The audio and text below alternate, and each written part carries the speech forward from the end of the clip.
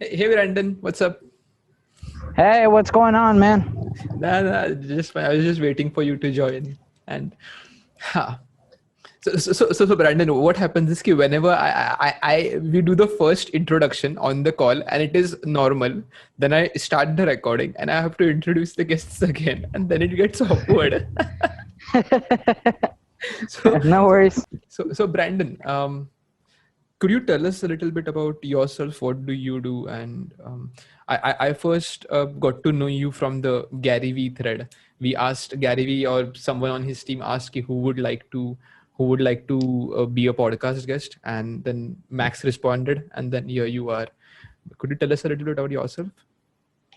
Yes. So, Gary V. Yeah, he's a huge reason for why I'm doing a lot of the stuff that I am. Hmm. And so I currently help men that struggle with like depression, mental health, like stuff like that, and essentially people that are trying to do better in their lives and really just do good in the world.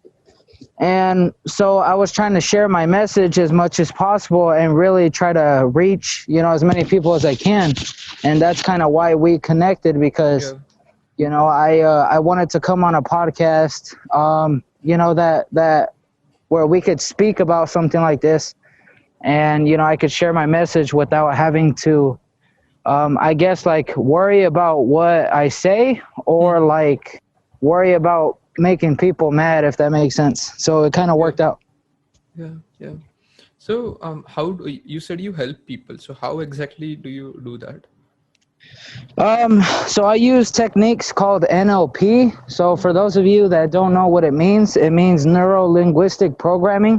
Hmm. So to put it in easy terms for those of you so you can understand, it's literally you're just reprogramming the mind. Hmm. So think of your brain as a computer, right?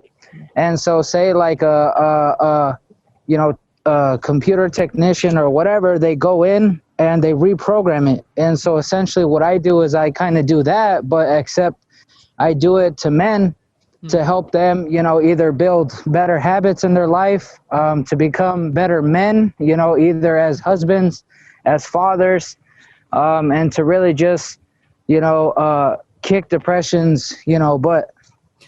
Yeah. So a familiar pattern that I noticed among the people who just like me who preach. I'm calling it preach, but of course, advocate for mental health and self improvement is we once were on the other side of the spectrum, right? And then we decided to make the entire big jump to the other extreme. We were that self depreciating kid in school, and then now we wanted to make changes. So what was that spark for you? You decided, okay, I can't do this anymore, I just have to change. Uh, so honestly, I don't know how like explicit I can get, but Nah, it's um, okay. If you can talk about anything. If you would like to cut something out later, you can just message me, we'll just cut it out. That's not a the problem. the reason why I Hmm. asked is because my story, right? Hmm. Like a lot of people like to fluff, Hmm. shit, Hmm. right? And they Hmm. like to say, "Oh, well, they like cut out a lot of the main important parts." And like Okay. for me, like what Hmm. the spark was for me was I literally almost like stabbed my own mom. And like that's what I mean by explicit because a lot of people would be like, "Oh, well, it got to the point to where I just couldn't take it." And like for me, like Hmm. no, it's like the That's the spark truth. was I almost killed my own mother. It took my own life.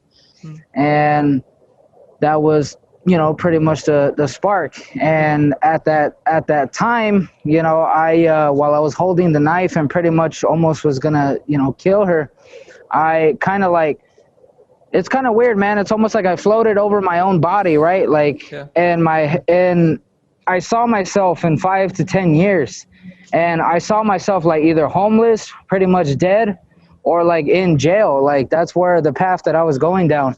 And it's kind of crazy because in that instance, I told myself, I was like, is this really the path that I want to continue down? Hmm. And if I continue down this road, these are the options that I'm going to end up having, and I'm not going to be able to get out.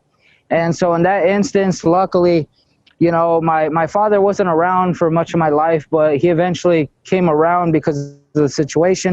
I was able to move away from the environment that I was in, which allowed me to then, you know, kind of work on myself. And essentially, you know, I was able to make the transformation that I'm currently living today. So. Yeah.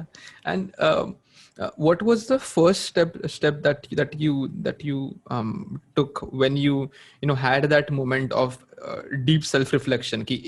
If you don't change after this point, it is all going to go to shit.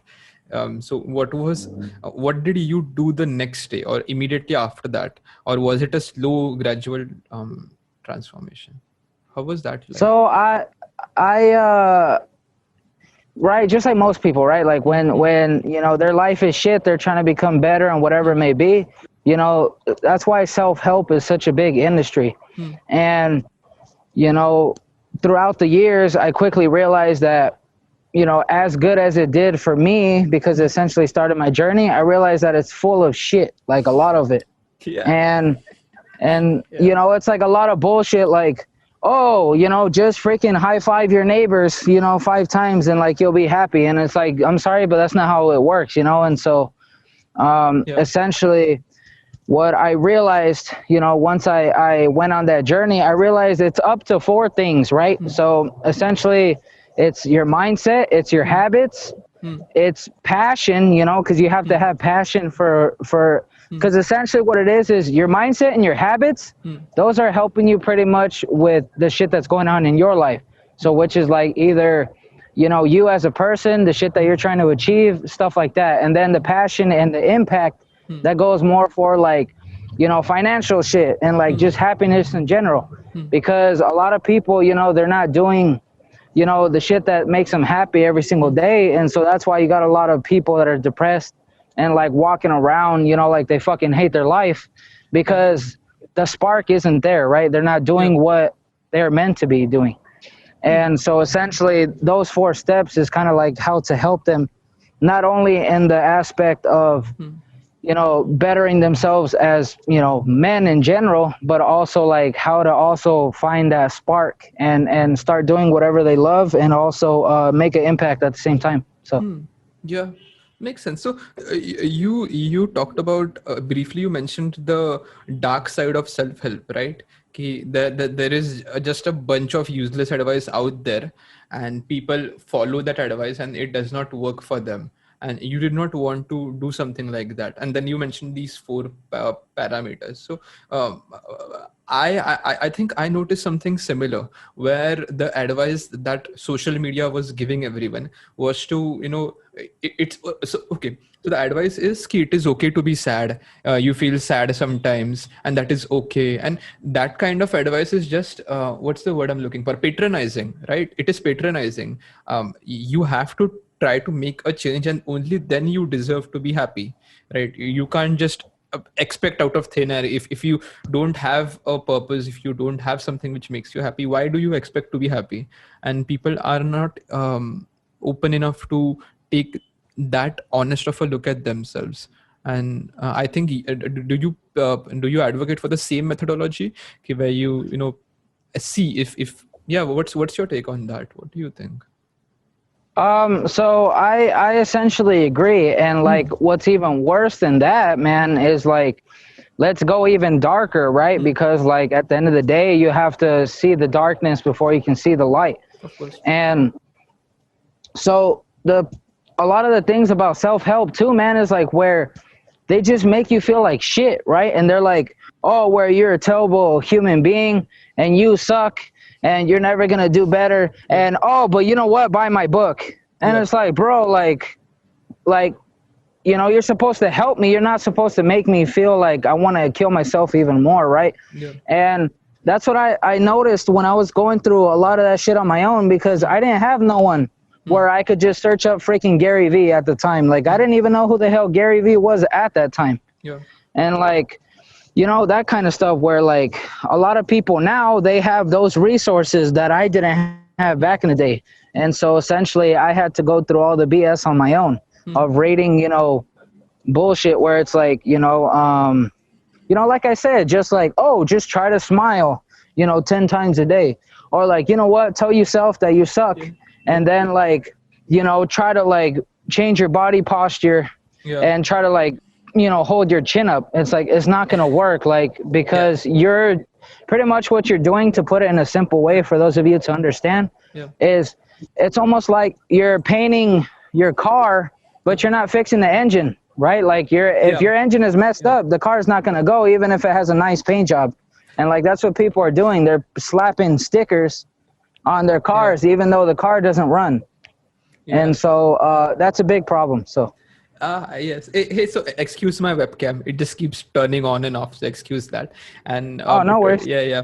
To mention your point, that there are, I think, two levels to self improvement or trying to work on yourself. And one is the superficial level.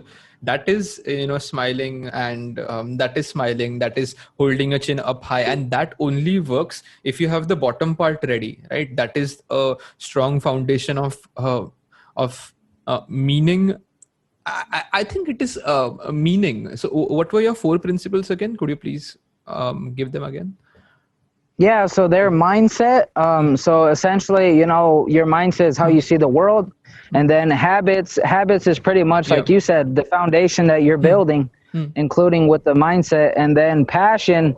Passion is everything, man. Like, Yeah, if you don't, exactly. if you don't, just like you said, if you don't have a purpose, you might as well just freaking lay down and die, right? Because like Yeah. at the end of the day, you're just living day by day and Yeah. not doing anything. And then impact. Impact is important because, you know, a lot of the times people, they just want to live just to live, have fun, and then die. And it's like, what is your purpose? You know, like, why are you here? Like, when you die, what are the stories that you want to leave your kids with, or the world? Like, what's the change that you've always wished you could make? And so essentially, those are the four main things that I like to focus on, and it's helped me. So I'm pretty sure that it could Yeah. also help others.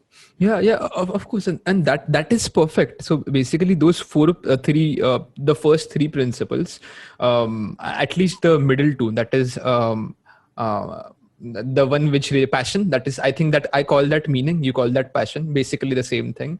And then the third one is which is the third one? That one was the third one. So the fourth one is impact. And the second one. The second one is habits. Yeah, yes, exactly. So I think that is, those two are the foundational blocks of making a change. I think you have struck gold there. So we have a lot of these people, right? So for me, it was Jordan Peterson. Then it was Joko Willings, and then you advocate for the same set of what's the word I'm looking for? Molds, basically. You advocate for the same set of molds or the same path, and the way people articulate it is different. But the simplest principle that we can think of is to have meaning, and then add the superficial things on top of that layer of meaning, so that you have 100%. something to work on. So Exactly. yes, exactly, right. So that is what I noticed as well. And you also wrote a book, right? I saw it on Gumroad. I read it initially. Yeah. So can you talk a little bit about that? Yeah, so that one is called Conquering Depression. And so essentially that book is just focused on depression, and then I'm actually also creating another one as we speak. But it's more so of like the four pillars that I had mentioned. So the first book is more so of how to conquer depression, and my new one is how to like master the four pillars that I just mentioned. Oh, and I see. Yep. yeah, and so the first book is like tips on like how to, beat your depression, such as like how to cut people out of your life, and how to find, the people that uplift you, not only uplift you, but are also always trying to do better in their life. So if you surround yourself with them, you're going to be that sixth person that is going to change their life, right? Yeah, And exactly. and so in that book, I do little stuff like that where I give tips, and then I give my personal examples of how I used it in my life and how I was able to do it. And then I have little exercises where it's like, yes, it's kind of like a book, but it's also a workbook at the same time. Yeah, I saw it. And Yeah. the reason why I did it that way is because, like I told you, right, a lot of self-help books, they're either only workbooks and then they don't give you like no information on why it's important, or they give you way too much information and then you're pretty much just reading a freaking blog and then you don't know what to do from there. And so Yeah. I think that, you know, in this case, it was like the perfect mixture of where it's just like in class, right? Say like you're in high school or college or whatever. The teacher, you know, talks to you about a lesson, maybe it's a couple of chapters or whatever it may be, then you take a test. It's kind of like that, except it wouldn't be a test. It would be an exercise for you to implement what you just learned in your own life. So Yeah, and your book, when I initially first took a look at it, I was like, hey, this is just like 25 pages. How is this supposed to get me out of depression? That was my first point. But then after that, I looked at the actual chapter list kind of thing, and I think the first initial ones were was the one where you just added the first step, right? You take yourself away, amputate yourself from the people the negativity, basically, not the rational people or the people who want the best for you, but the people who aren't of any good, basically, right, to you. So that was the first step, and then second step was something else, and all of these steps were actionable things that I could do, right? So that was the thing I liked about the book. And I also saw the lines, the workbook thingy. Yeah, that was pretty cool. I appreciate that, man, and that's good.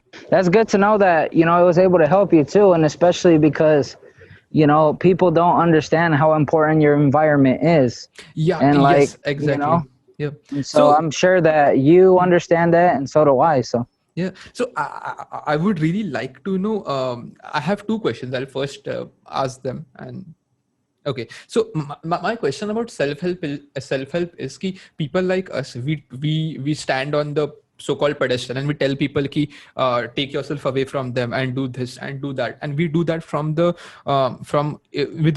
with really good intentions, right? We want people to feel that change as well.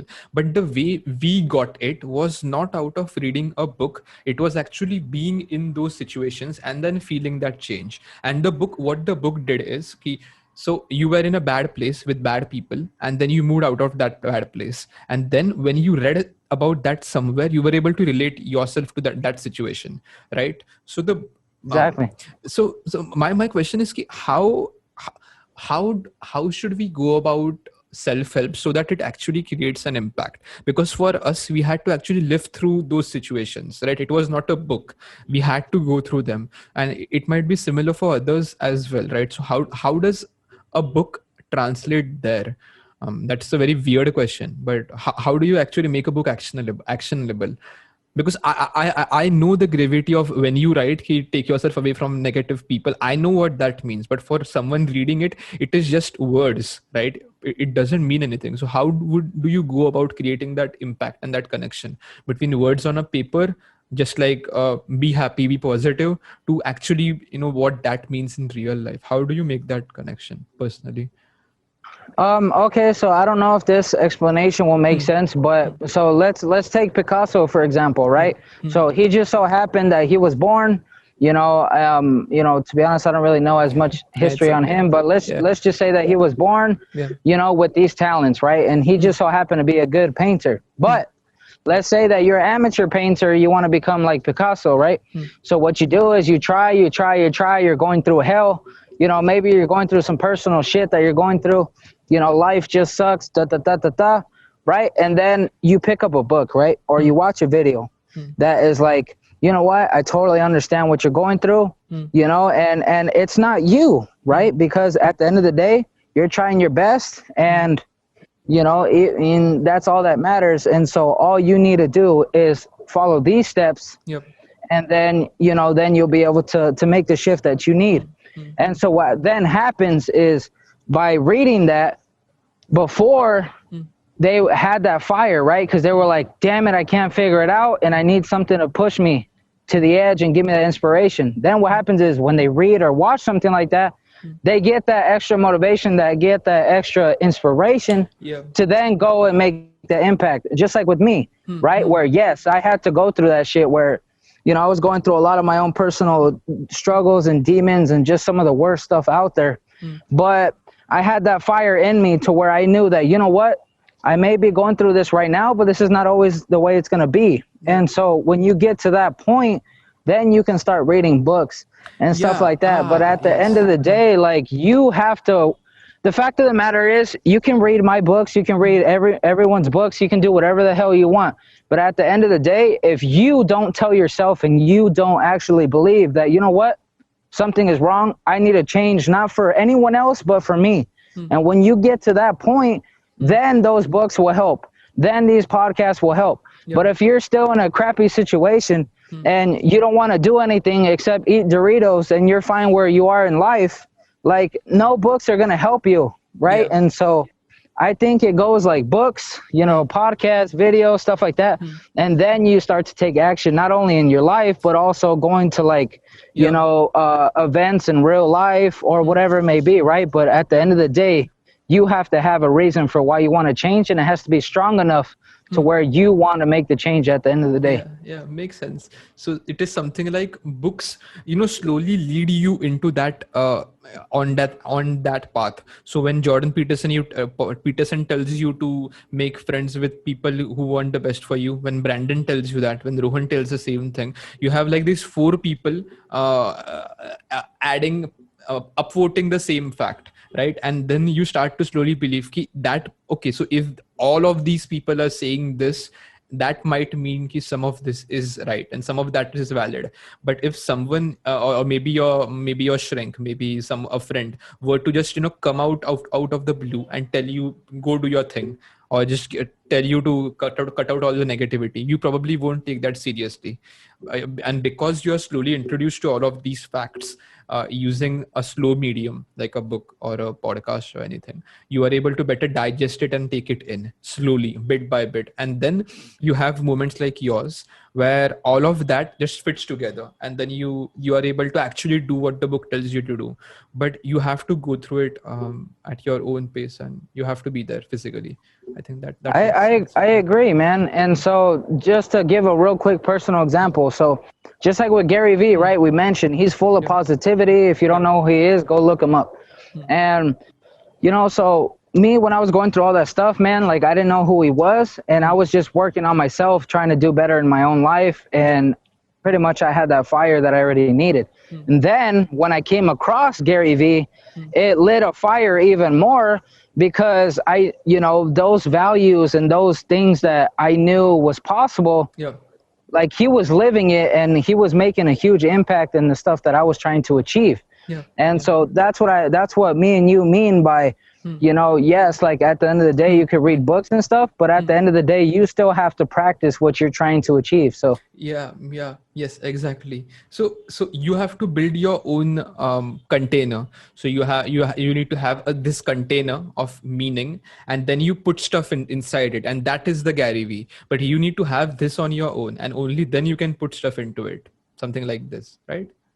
exactly. And real quick, what I want to do is I want to give you guys a little exercise, just because, right, we're talking a lot about meaning, but a lot of you are probably like, well, how the hell can I find it? I'll give you an easy example. What I always do, and I learned this from Steve Jobs, and he said, I always ask myself this every single day when I wake up. If I were to die tomorrow, you know, what the things that I am going to do today, would I be happy with them? You know, knowing that I could have did anything else. If the answer is no, then that means that something is off, and that might be why you're in the shit right now. You know, and so depressed and stuff, because your goals and your ultimate vision and your ultimate desires do not match up with what you're doing, which is causing the friction, right? Yes, exactly. Friction.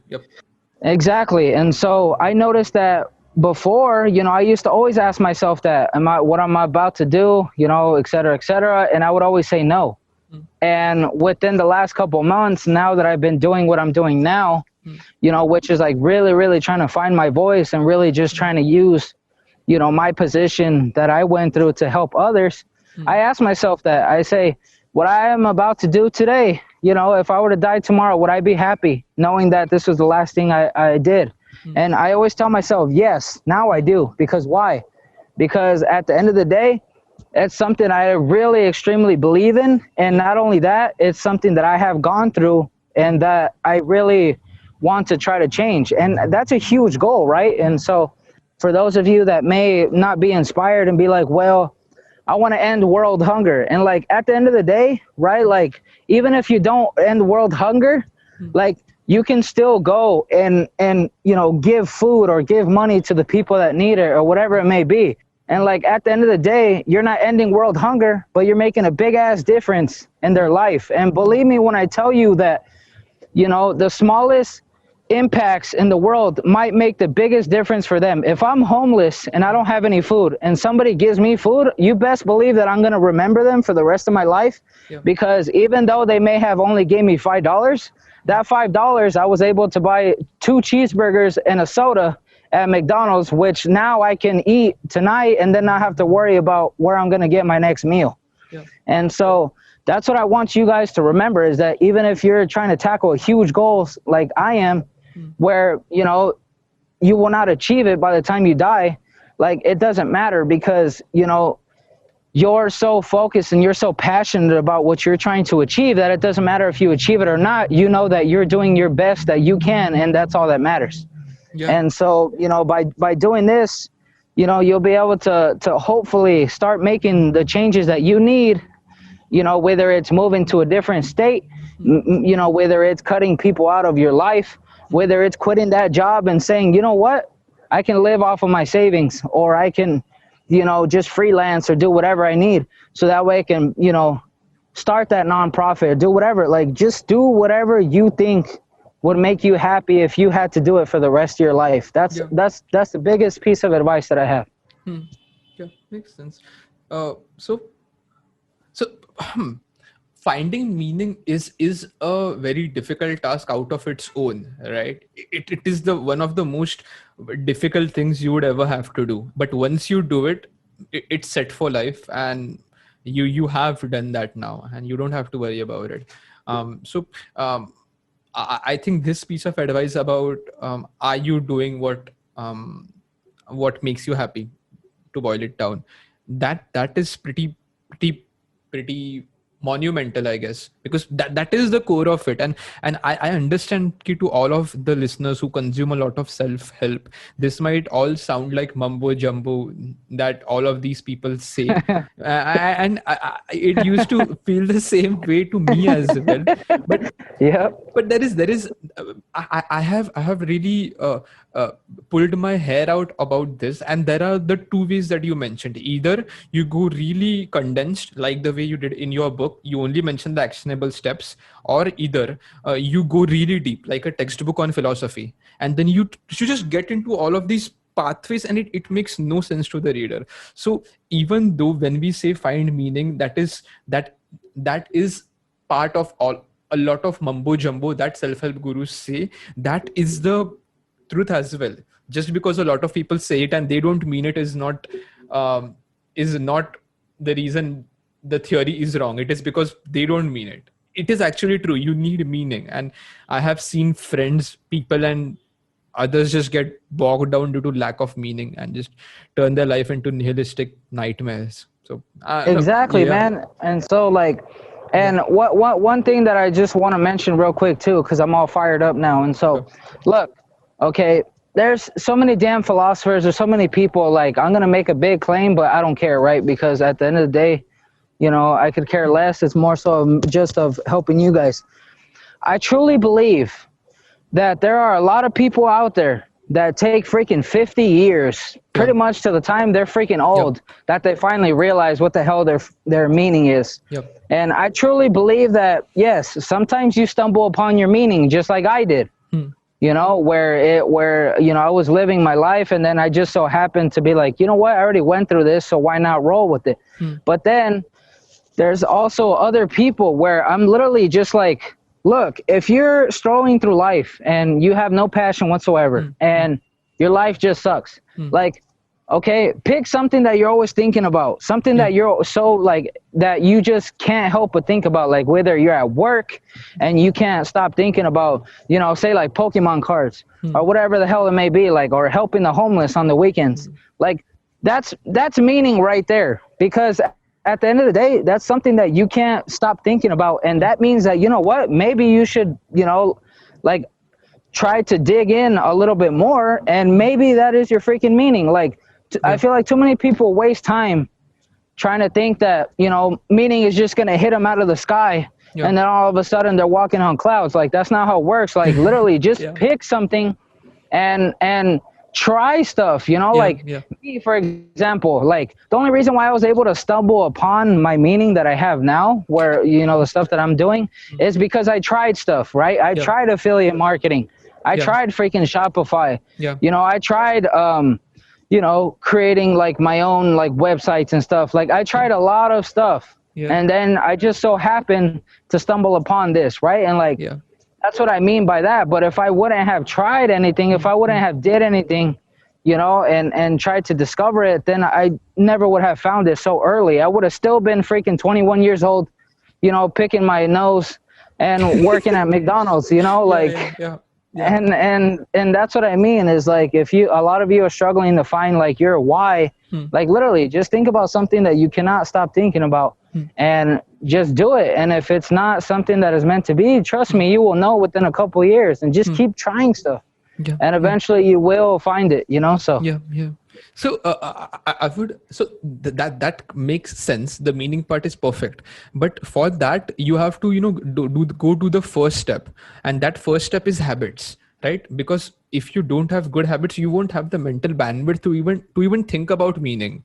You are more scared to keep, will I make it the next day, and will I be able to get out of bed? You won't have that questions of meaning. So I think the first thing that you mentioned, the habits, it is really important. Let me just give you an example, right? So people believe that they are not happy because of something really big, because they had a breakup or because someone died, and those might be true, but a more fundamental reason why people are miserable is because they are physically miserable. Let me give you an example. I have friends who sleep at 4 a.m. and then wake up at 3 in the afternoon and get like 11 hours of sleep, and they just wake up in the middle of the day, then they have their lunch and they do their stuff, and that is on a normal weekday. And then on the weekends, there are nights where they don't sleep, they are not getting enough sleep. That is a main thing. How can you just live without sleep? Then they eat a lot of shit, and there is no other way around it. They drink Pepsis. That shit is full of sugar. It has about this much amount of sugar. They do not understand what they are doing to themselves. They get mad at all the people who drink alcohol. See, look at these bad people. They drink alcohol, and down there they're just chugging on their bowls of sugar. And it is really fundamental, but you can't eat that much sugar. Okay, so they don't get enough sleep. They don't get enough sleep. They don't get enough good food. And then the third is they don't get enough exercise. And with all of three of these, they just make their life complete misery and hellhole. And people don't understand if you just start to do these three things. I keep pleading all my friends who are into the holes we once were to just at least sleep.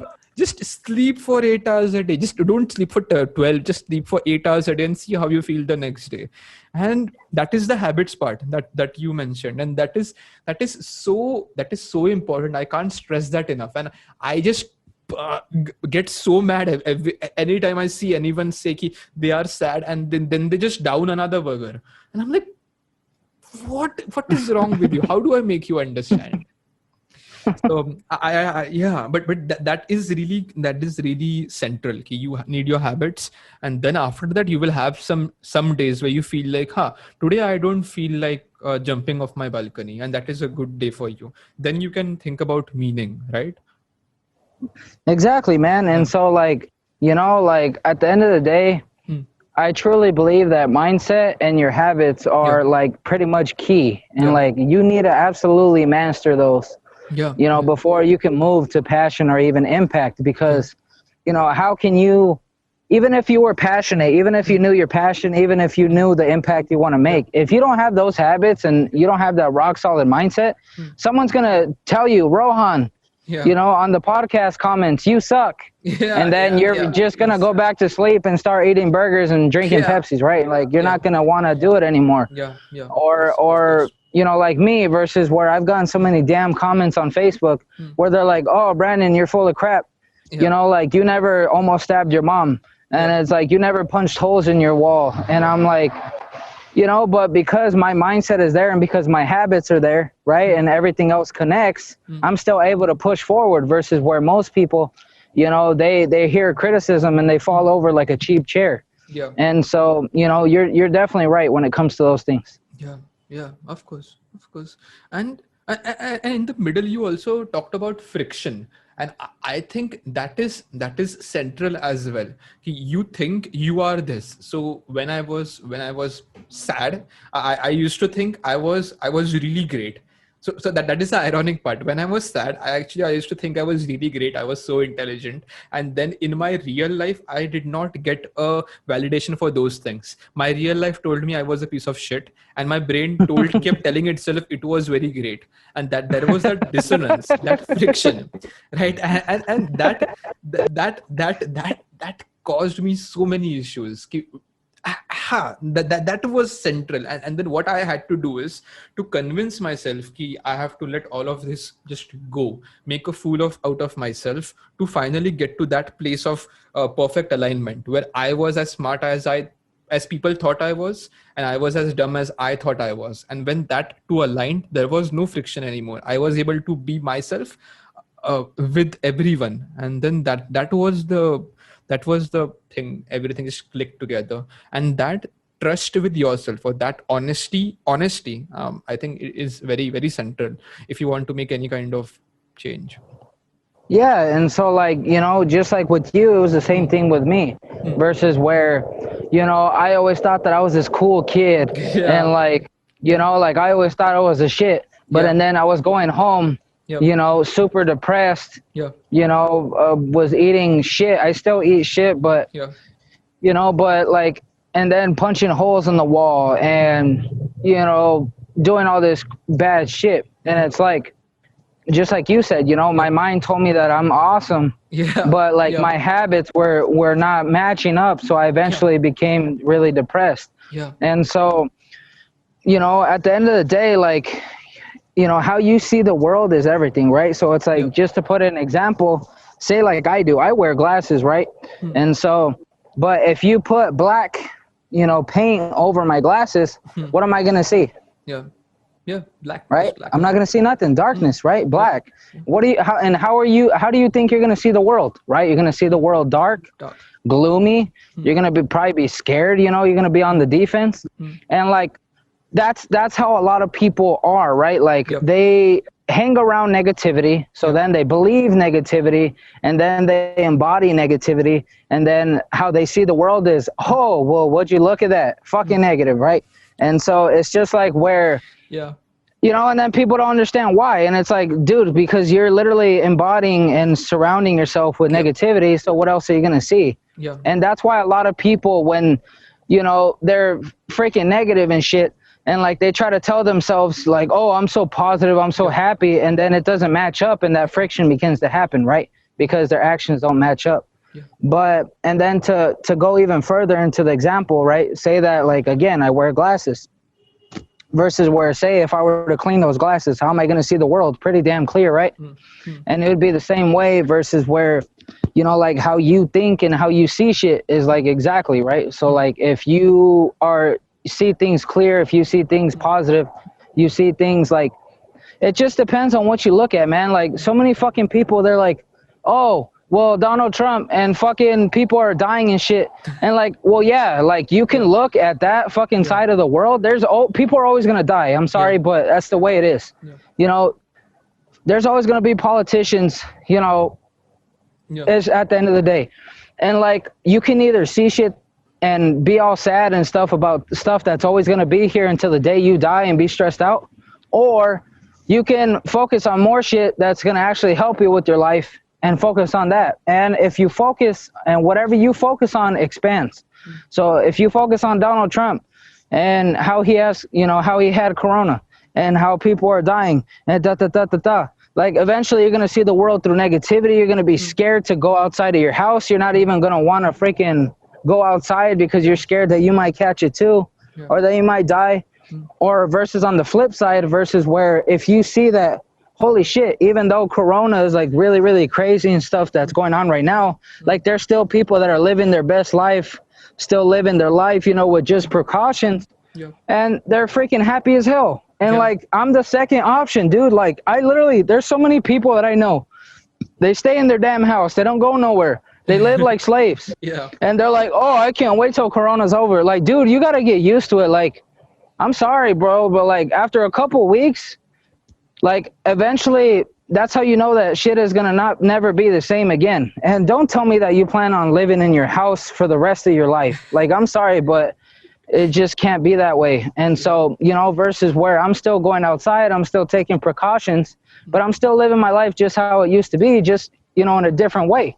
And it's like, and I'm still happy. And just too many people, they prefer to look at the negative and to be on the defense instead of still trying to work on themselves and still try to live their life, even though, they are faced with adversity. So and don't you feel that everything that goes down outside the four walls out of your house should remain largely irrelevant to you?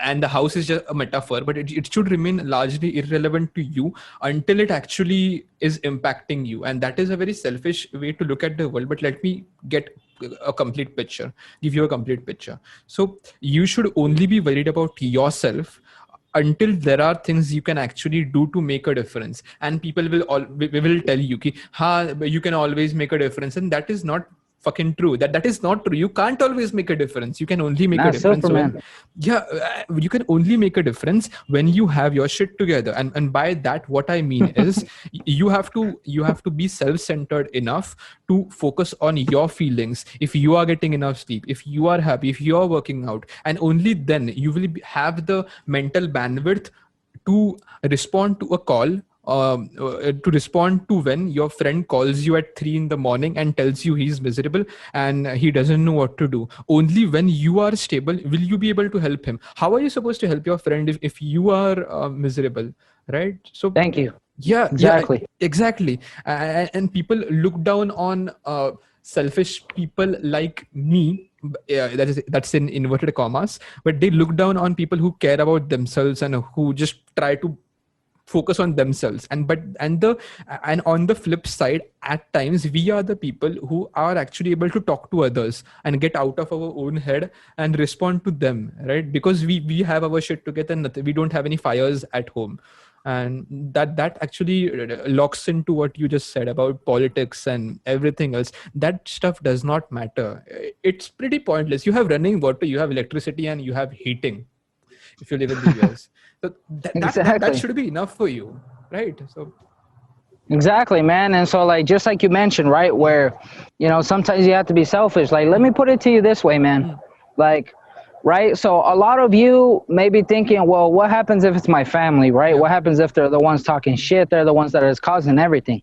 Okay, well, if you can't move, then you either block them out of your life, you stop engaging with them, or you do whatever you can to bust your ass and get the hell out of there. And so the reason why I bring that up is because think about it this way, right? My main thing that was causing all the depression and stuff like that, was my mother at the time. And so what happened was, even when I moved, she was still trying to call me, still trying to call me every single day, and still try to pull the same bullshit that she was when I was living there. So you got to think about this scenario, right? I'm trying to become better. I'm trying to work on myself and et cetera, et cetera. And meanwhile, I'm still letting this person into my life and still fuck everything up. And so for the longest time, I was still having that friction, right? Just like we mentioned, right? That friction of where, you're telling yourself that you're trying to be positive and stuff, but you're letting negative people affect you and still talk to you and pretty much take over your thoughts. And so I had to be selfish, man. I had to be selfish. I was like, you know what? If you're not gonna call me to see how I'm doing, if you're just gonna call me just to waste my damn time and make me feel like shit, and make me feel bad for leaving and doing whatever I needed to do, then I'm not talking to you ever again. Yeah. And dude, when I tell you that I literally blocked her number and I blocked all of my family members on Facebook, I kid you not, dude. Every little asshole that was literally freaking negative, that hated on me, that called me fat, that was just not doing good with, that was not helping me, I blocked them, dude. And at the end of the day, like, okay, if me and you are brothers, okay, like, yes, we're blood, but there's much more things that are stronger than blood. I have friends that literally would take a bullet for me, and I have blood, literally family that have my own blood, that would literally not even come to the hospital if I was sick, even if they live 10 minutes down the road.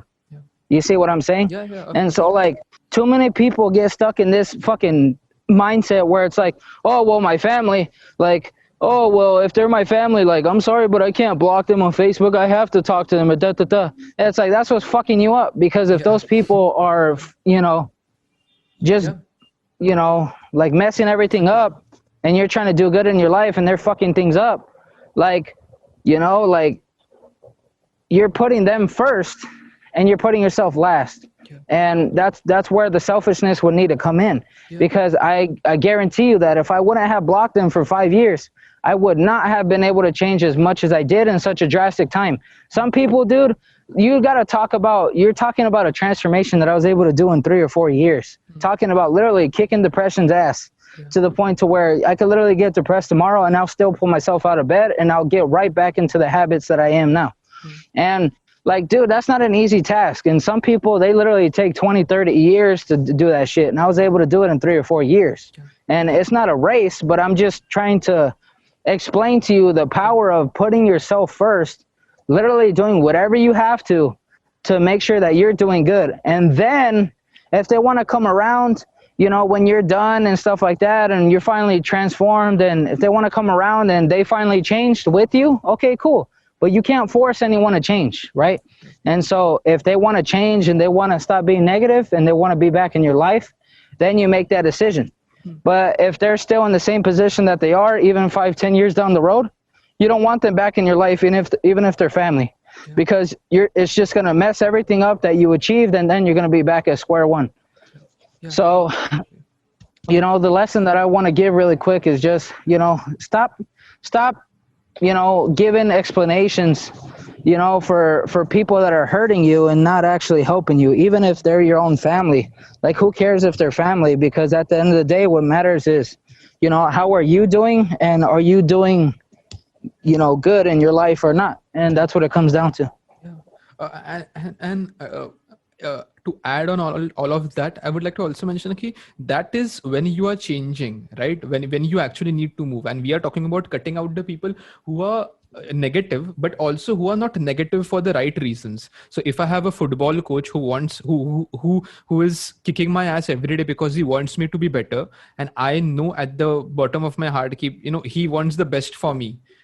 He wants the best from me. And that there is that rationality where some people who are assholes to you, they are actually rational. They want the best for you, and they are trying to explain rationality to you. But when totally agree. Yeah, you should not cut those people out. We are not scared of criticism. Criticism is great. We are scared of criticism, people who criticize and who do not give you advice on how to change. People just tell you you have a weird haircut, and they don't tell you how to change that haircut. Then exactly, what do I do with okay, now I have a bad haircut, I'm just sad, what am I supposed to do? Tell me something. Right? So yeah. And also after you were able to make that transformation that took you 4-5 years, you right now help your family and help your parents too, right? I mean, you might be the strongest person they know, who they can go and ask for help. That is the case right now, right? Yeah, exactly, man. Like, just to kind of put it into perspective, like right now, dude, I'm living with that same person in the same environment that I used to. But because I was able to change, now I'm a whole different person, and now I don't let it affect me and get to the point to where I am anymore.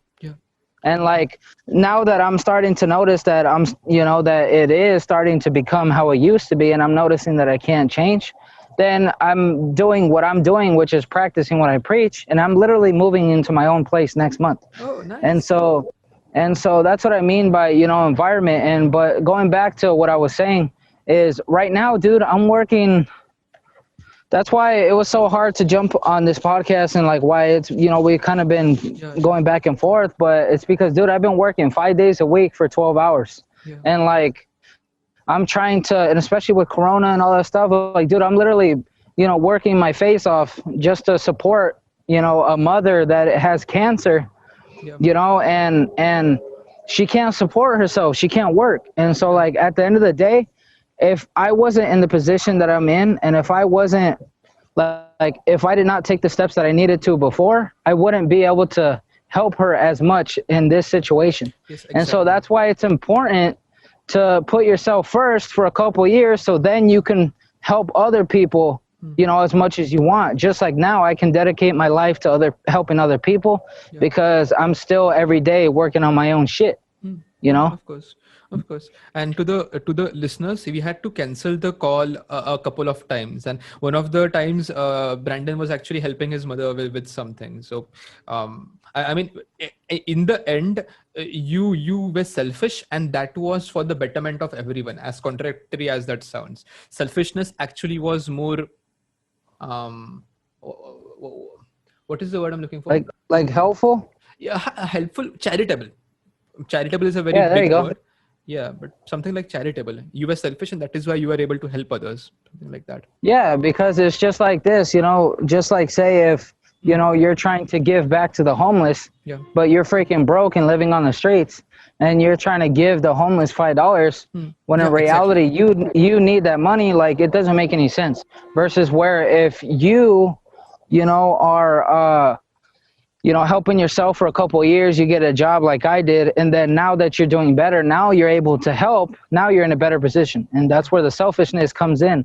Yeah. And so now you're able to be charitable to other people because you helped yourself first. Yeah, yeah. Yes, that is really really central.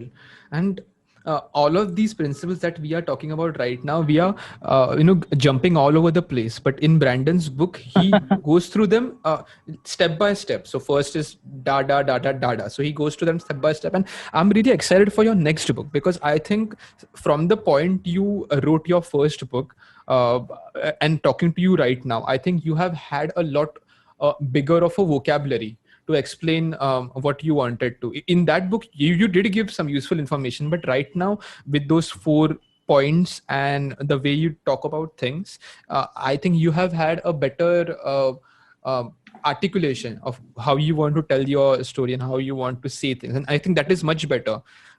So, yeah. Dude, and not only that, like not to make you guys all excited, right? Like most Yeah. people are like, oh yeah, my new book, da da da. Yeah. But like, dude, when I tell you that this is the best freaking book that I ever created, like, cause I'm gonna be honest with you, man. The first time that I wrote that damn book, the Conquering Depression, dude, that was the first time I had ever wrote a book in my life. Yeah. I didn't know what the hell I was doing. Yeah. Right. And so like, but now that I heard already did that, I was getting feedback and I was able to make it better. Now I know kind of the structure that I need to follow. Yeah. But what's even more exciting is that was only about conquering depression, right? Yeah. And like, okay, well, what happens if you beat your depression? Now what? And so like, now I'm not depressed, but now I'm lost and I don't know what the hell to do in my life. That's more exciting, because now it's like, holy crap, like now I can tell you like, how to find your passion, how to start making the impact that you want, like starting tomorrow. And like how to start even, and this book kind of follows the same, like the same kind of like flow, but it has a lot more articulation, and it still has the workbook experience where you can still do the exercises. And so it's nice because, say that you already have your mindset down, you have your habits down, but maybe you want to work on your passion or finding your impact. Like that's where you could go straight to those chapters, literally read it, do the exercises, and you'll literally already start to be able to make that impact and find your passion by tomorrow or within a couple of days. Like that's what's exciting. So and the great thing or the sad thing about books is you are going to write this book and people are going to read it, and 99.9% people are not going to follow it. And that is the truth. You have to just accept that no one is going to follow it. But on the flip side, when people read another book and he tells something similar, the author tells something similar, and then another one, and then 5 books later or 5 podcasts later, they will actually do something, and then you will be one of the people who are able to slowly direct them into that way. You can't expect a single book to change your life. You have to expect books written by similar people who preach similar messages to in the end kind of help you. And I think your book will be one of the steps to someone's change, where they will look back and see, there was this one podcast with an Indian guy and Brandon, and they were talking about this book, they talked about this shit. but in the end, that is going to factor in somewhere in the grander scheme of things. So I understand that. I'm really excited for your next book. How far along are you, by the way, in the book? So I that's kind of why I was a little bit late too, by the way, because I was trying to get out so that way I could be in a quiet space, but also because I was finishing up the second chapter. Oh, great. And so there's 4 chapters, right? And the way I see it is dude, I have massive bipolar, and so I literally lose attention very quick. And I like is I like to read whatever section I'm on, get whatever information I need. You could literally, dude, I want to tell you this, okay? If you get my book, which is free, by the way, and which is nice, you print it out and then you just do the exercises. Like I said, say that you have your mindset down, you have your habits down, but you just need maybe how to find your why. You could literally go to that freaking section, do the exercise, keep doing it until you literally nail it down. You could throw the damn book away. I don't care. Right? Because you got what you needed and now you're still pushing along. And that's the way that I made it, right? Because that's why I'm able to do it so quickly, but still make it jam-packed with information to help, because I'm not giving you 200 pages of the same shit. I'm literally just telling you in maybe 1 or 2 pages, okay, here it is. Here's my example of how I went through it. Here's tips on how to do it. Here's the exercise. Bam. Yeah. Do that freaking for every chapter. And that's essentially the book wrapped up in one sentence. So yeah. And the size of the pages or the quantity of the words, it has nothing to do with how useful those words are. And I think all writers, even me too and you too, we need to understand that the number of pages you spend talking about something does not reflect the value it provides. It can be 5 pages and still be a lot of value, right? So and exactly, man. And when I tell you that, I'm literally gonna shake the game. There's so many damn books that are self-help and they repeat the same shit for 200 pages. And it's exactly. Dude, I don't have 200, I don't have time to read 200 pages. Maybe it'll take me a month, maybe a year, but dude, something that's maybe 20, 25 pages, and not only that half of the damn pages are exercises that I can literally do right now after this call, that's something a lot more helpful, right? And so when I tell you that I'm eventually going to turn it into an actual published book itself, because I said, there's too many self-help books that are 200 pages. My goal is to make it to where, make it kind of more so of 20 to 25 pages, get the help that you need, throw the damn book away if you need to, and just, keep doing good in life, and that's ultimately the goal. So yeah, makes sense. And when your book is out, we should probably do another call and we'll talk about the entire book once again, and that will be pretty fun. Oh, definitely. I'm excited, man. I'm excited. Yeah. And hey, so when I was reading the first book, the first few chapters, I noticed a very relatable thing, and that was the driving thing. You talked about how you used to be a very bad driver when you were sad, and the funny part about that is I was a miserable driver. I'm still bad now, but I used to be so reckless. I used to be so reckless, and the driving is the mode through which you are expressing your recklessness. and the recklessness is at the core, because when nothing matters, so people, drunk driving is a smaller problem than sad people who are driving vehicles recklessly because they have nothing to live for, right? So Totally agree. yeah, exactly. And I noticed that as well. Yeah, I'm a bad driver because I want to die, essentially. See, and exactly, man. Yeah. That's why I like putting those personal examples, because Yeah. I feel like a lot of the times they just tell you what to do. Maybe they tell you a little information, Yeah. but they don't tell you like, okay, how they were able to get this information. Like, how do you know you didn't just Google it and shit Yeah, and like yeah, yeah. copy it and paste? Yeah. And it's like, for me, man, it wasn't more so like I was a bad driver. It was Yeah. just, dude, like every single morning I was just so stressed out, you know, and I was driving to work, and like a lot of you know, are probably just thinking like, you know what happens if I were to just drive my freaking car into the damn pole and just Yeah. end my life? You know, and it's like, and it was like that for me for months, Yeah. you know, and that's a completely normal thing. But, you know, you have to analyze and try to figure out why that is. And that's why, you know, the four things are important, because maybe one of those is not, you know, maybe one of those is causing friction with the stuff that you have going on right now, causing you to feel that way and want to take your life. Like at the end of the day, I truly believe that, you know, and you may correct me if I'm wrong, but I truly believe that nobody wants to really take their life, right? They just want the pain to go away. And they think that, okay, well, if I take my life, the pain is going to go away. Like, no, it's not. It's just going to pass to someone else. And so, Yeah. you know, like that's a dramatic, you know, like that's a dramatic solution to a small problem. Yeah. And it's like, you know, if you just kind of tinker with those things, and you eventually figure out like what's going on, then you won't even think about killing yourself anymore. Like me, dude, I can't even remember the last time I thought about killing myself. Yeah. Like, dude, I'm literally like, if I were to die, like it'd probably be the saddest shit that has ever happened to me, because I'm like, damn, I know that I still had a lot of things that I wanted to achieve, Yeah. you know, with helping people.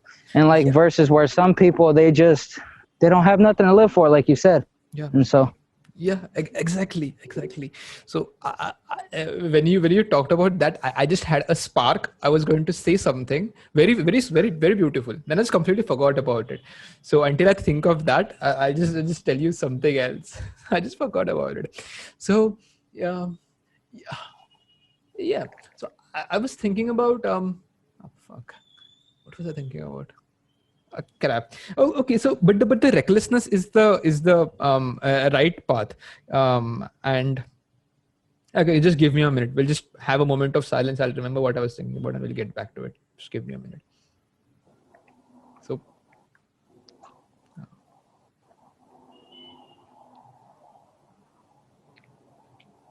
oh yeah. I got it. So, right now the book is not about how to become happy, right? It is about how not to be sad, something along those lines, right? Because happiness at some point is irrelevant. Let me explain that. What I have slowly started to believe, and I did not believe this when I got started, but I've slowly started to understand that after you pass a certain point of happiness, where you have the basis down, you have your habits, you have some meaning, and you're creating impact. After you have that down, you no longer need to be happy. The next step for you then is to just be able to wake up the next day and not feel sad, and that is okay. You constantly do not need happiness, because right, because if you already have happiness, what's the point of getting more of it? It is just like any other emotion, right? So that is what I've slowly come to believe, slowly started to believe. So yeah. yeah, I agree, man, because I feel like too many people, they say, oh well, you know, I'm feeling sad today, Yeah. so like fuck, like I need to try to become like happy. And it's like, no, like, dude, we're not freaking robots, dude. Like, you know, like sadness, dude, is a whole different story than depression. Depression means that you've been sad, no motivation, et cetera, for like, dude, like months or even years. Like sadness means that you wake up, you know, maybe you're just having a bad day and shit is not going your way. Like that's not depression. That's just sadness, you know, yes, like exactly. that, and like, just like life, just like the stock market, just like anything, like it goes up and down. Yeah. And to just think that you're always happy, like, I'll tell you straight up, I'm not always happy. Like, of there's course. some times where I wake up and I'm just like, you know what, like today really sucked, and like, Yeah. you know what, that's okay, because you know, you can't, just like I said, you can't have Yeah. the light without the darkness. Yeah. And so, you know, I feel like too many people put such a focus on being happy Yeah. that in return they make themselves miserable, Yeah. instead of understanding that, you know, life is meant to go up and down. Yeah. It just Exactly. depends on how you act, and how you react to it is what matters, you know? Yeah, yeah. Yes, exactly, precisely. And even I get sad about once a week on the evenings, and then I just sit back and I just don't do anything. I just go to sleep, or I just watch a movie, or do something else, and I'm pretty confident because I have a strong foundation of my habits. And if I do a couple of push-ups, I know I'm going to be happy the next day. So moving out of depression and into a normalized non-depression is basically just, moving out of feeling sad 7 days a week to just an evening a week. And that is not so bad if you think about it. It's okay to be sad sometimes. So that is what I've come to accept as well. But yeah. Yeah, dude, like even if you're like 2 to 3 days out of the damn week, like you're Yeah, yeah, just, you yeah. know what, I want to chill. Like at the end of the day, you have 4 days of happiness. Like that's perfect balance if you ask me. Yeah, yeah, Like of even course. Gary Vee, like you think Gary Vee, one of the most positive people in the world, he's always happy and smiling and shit. Like no, dude, he's a freaking human being. He's not a Yeah, robot. yeah, yeah. And like, you know, too many people are scared to show emotions. Too many people are scared to be like, you know what, I really had a shitty day. Like, but at the end of the day, you know, everyone has shitty days. Yeah, And so, you know, yeah, just don't focus too much on happiness. Just try to focus more so on like, what is it that you can do to just, you know, make your life really badass and just really awesome and just exciting to live, and the happiness will come with it. yeah. Yes, exactly, exactly. And so this was what we touched on, the initial first two principles, right? The mindset and the habits. And then let us just talk a little bit about impact, because people usually don't have impact. And let me explain with an example. I just spoke to a friend for about 4 hours a couple of weeks ago, and he was really sad. He felt like he was not making a difference. He felt miserable, so basically he was sad, right? And then I talked to you, and the difference between you and him is ki you actually have impact, and it is not about money or creating stuff, but it is just because maybe you talk to someone, and because you were in the mental state to talk to them, they did not do something they would regret, right? And you did that because you were, I call this being powerful. And because you were powerful, you were able to help someone else, and you were able to create impact. And that is not an insignificant thing. People are capable of creating huge amounts of impact, and they do not realize that, because at the moment they can't create impact. But once they have the basics down, they will be able to create impact. And that is, and when you see your impact, when you see your child, basically, it's a metaphor. When you Uh-huh. see your child, then you reap what you sow. So you wrote a book. Can you believe the book is going to be there till the end of times? Kindle is going to stay there. I believe Kindle is going to stay there for eternity, and the book is going to be there. Can you believe how massive that is? The book is going to outlive you, and the Facebook posts are probably not going to do that. Nothing is going to, but the book is going to. I and I released an album 6 months ago. No one listened to it, but the fact is that shit is going to stay on Spotify till eternity. And so people right now, we listen to music from the 40s some days, and my stuff is going to be one of them, because it is going to stay that someone, people might listen to it, but that is impact, right? And if I was not this, I would not be able to have that impact. And people don't see the impact they can have or will have. And yeah, I think that is crucial. Dude, yeah, I agree. And like, you know, I feel like a lot of people, they're just like, you know what, like, you know, I'm just Brandon, right? Or I'm just Rohan, or, you know, I'm just Max. Like, you know, like, I'm just a little fish in the sea. Like, what can I do to sharks, right? Like, just for a metaphor.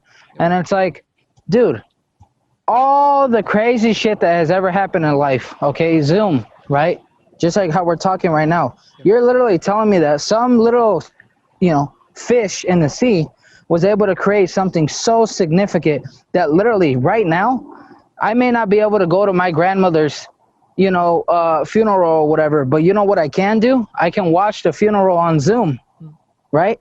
And so like that's pretty damn significant. And like somebody just like you created that. And like what people don't understand is people kind of like look at it through a third person view where it's like, oh, well, this person had to be like somewhat special and like they created Nike or they created freaking McDonald's. What can I do?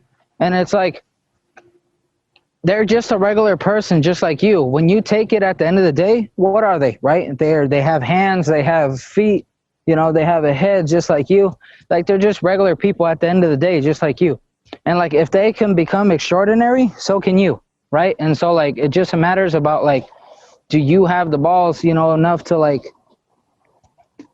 like essentially do whatever the fuck you want, like, and to try to at least give it a go, just like me, where, dude, like, yeah, I'm making a big ass impact, and I really appreciate that you're noticing that and other people are as well.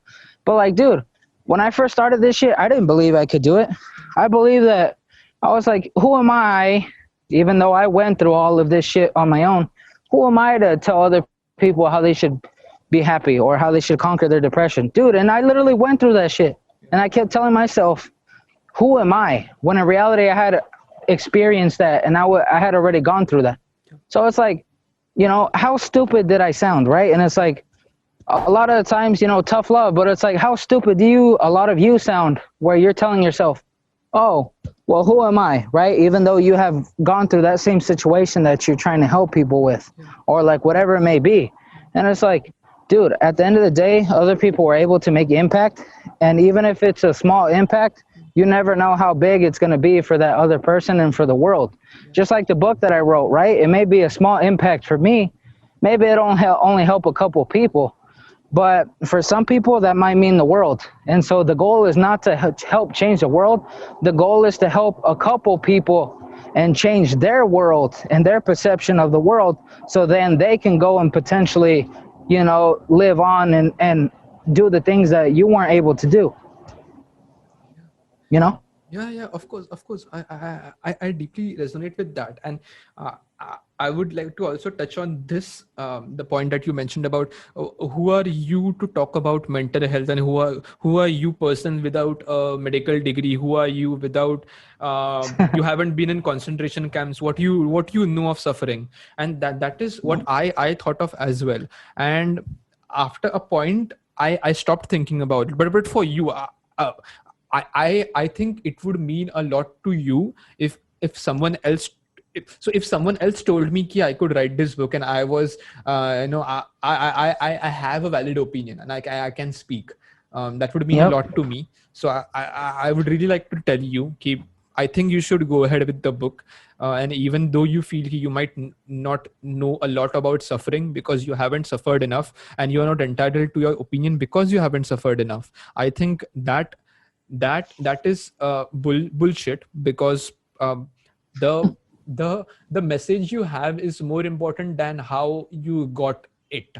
Because if you think about it at a higher level, you can always lie, and if you give the same message, would that be different? So when a tree falls in a forest, does it make a sound? It is same kind of stuff about that, right? So I would tell you from the bottom of my heart, ki I want you to write a book, and you are entitled to talk about it, basically. Yeah, exactly, man. And that goes for a lot of people, like where they're looking for this permission from freaking their mom or from their freaking sister or from their friends to like go do whatever the hell they want. And like, let me personally say, fuck their opinions and fuck mine, and pretty much don't worry about anyone's. Like, dude, if you wait for a falling star to make a damn change in your life, you're never going to change. I'm sorry, but that's the truth.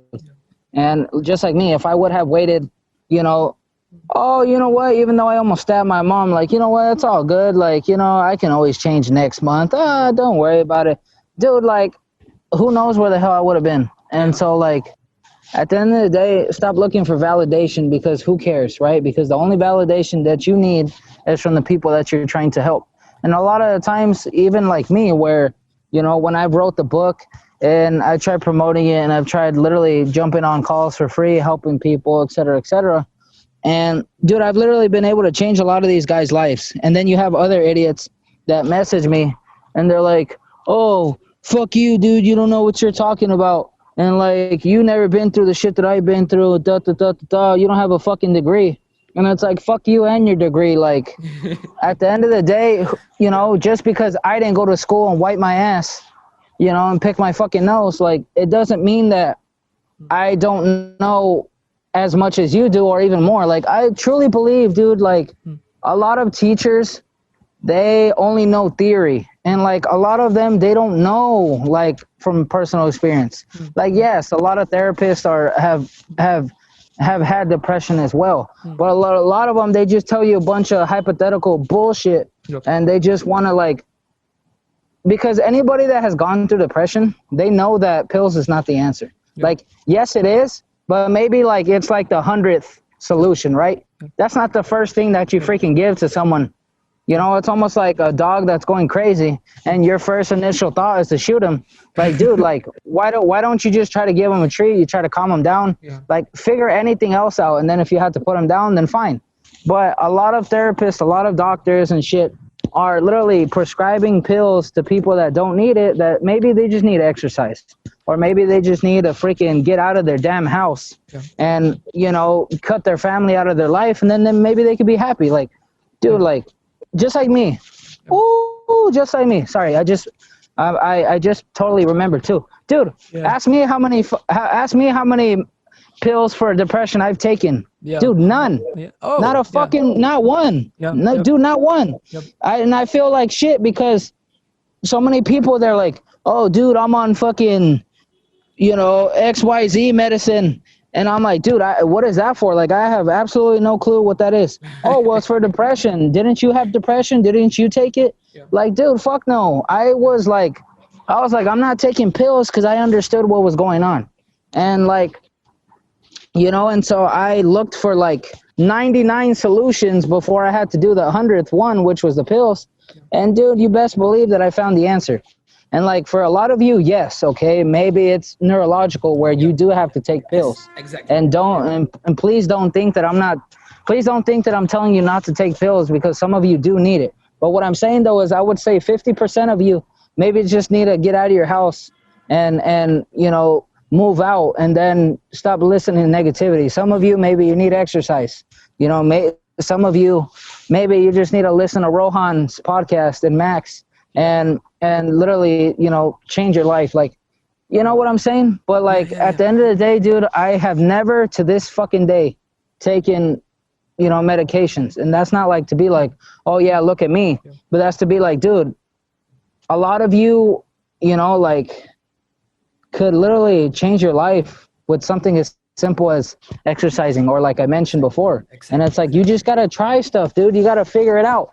And then, well, if you need medication at the end, okay, well, then don't make yourself feel bad. Like, at the end of the day, whatever you need to do to make you happy, like, that's all that matters. But, you know, I really don't think that that's the first answer. And that's why I'm so passionate about this stuff too, because like, it just pisses me off. Like, dude, I've been to the hospital so many damn times, like when I was depressed and shit. And like, the first thing that they would try to tell me is like, they would try to get information out of me. But instead of using that information to help me, they would try to condemn me and be like, oh, well, you're feeling suicidal. Let me throw you in a crazy house, you know, and this and that. And like, that's why a lot of people, they go to therapy. That's why a lot of people, they go to the freaking mental hospital, and they can't really tell, you know, the people what they're really feeling or how they can really get help, because they know that they're just going to make it worse. You know what I'm saying? Yeah. And so like, versus where I'm like, dude, like, I truly believe that you should be able to just tell the truth and like really get the help that you need. Like, okay, if you're feeling suicidal, okay, well, what can we do? What caused it? Oh, well, my mom keeps bringing up negativity and I'm fucking sick and tired of her shit. Okay, well, fuck the pills right now, because it doesn't sound like it's something neurological. You know, like, my advice would be, okay, well, why don't you move out and you tell your mom to go piss off? Like, Yep. I'm sorry, but maybe that will help. Oh, okay, Brandon, you know what? After a couple months, I got my own apartment just like you did. I stopped talking to my mom, and I've never felt happier in my life. Boom, there you Yes, go. Like, what exactly. would have happened if I would have suggested pills instead? Yeah. Like, dude, you're just slapping a band-aid on a big ass, you know, pipe that's leaking. Yeah. And so that's the issue, man. And so, like, I don't have no certifications, I don't have no licenses, but I'm just telling you from personal experience. Like, I truly believe that a lot of bullshit is going on where they're just trying to sell you medications, because at the end of the day, pharmacy is, they're essentially just trying to sell you, especially here in the US, instead of actually trying to help you, man. And I really just believe that you need to do whatever you can to help yourself, Yeah. so. Yeah. And even so I'm writing a book as well. It's on similar lines. And even and that was the first point I dabbled in there. The point about having a real mental problem and having a self-diagnosed one. So the difference might be a real problem is something where I'm defining it as a real problem where you really have a nodule in your brain, or a tumor in your brain, or some neurological thing, a chemical imbalance that is going wrong. And there are people who do that, right? There are people who have that Yes. problem, but they are a very small percentage. You can't have 40% of the population with neurological disorders. I mean, that how will that even work? That is not the case. I hope that's not the real case. And I Dude, think, I did. Okay, sorry to interrupt you, yeah, but sure, dude, sure, this go might ahead. help. Yep. This might help you with your book too, dude. Okay, Yep. when I tell you that I did freaking research, dude, I was reading that shit up too, and I was like, okay, well, what's the percentages of people that actually have neurological issues versus people that self-diagnose and maybe they just need exercise. Dude, when I tell you that literally the neurological was only like maybe 10 to like maybe Yeah, exactly. 30%. Yep. Like, dude, 10 Exactly. to 30%. You're literally telling me that 3 people in a room of 10 people literally need pills, but you're trying to give all 10 people pills. Like, you're running a damn zoo. Like, you're just literally trying shit, hoping that it works. And then by the time that you realize you messed up, like, they're already hooked on that shit, and then now they need it, and now they have a neurological problem that they didn't have before. Yeah, And so, like, instead of exactly. helping them, you're hurting them. And so, like, dude, are you? And then those same people, they want to be like, well, Brandon, you don't have a degree. Like, that's why I say fuck you and your degree, because at least I'm not fucking giving people medication that they're not supposed to be taking, just because I hate my job and I'm not meant to be a counselor. Like, there's so many people that are not meant to be counselors, Yeah. and they do it just for the paycheck. And then that's why you get those issues where they just prescribe people, tell them to get out, and then they charge them. Versus, people like me or a lot of other people in the industry where they'll literally take 2 hours if they have to. Hey Brandon, To hang on, literally, hang on. There is someone at sorry. my door. I'll just quickly check on who it is, and I'll get back to you. Okay, no worries. Yeah, just hang on.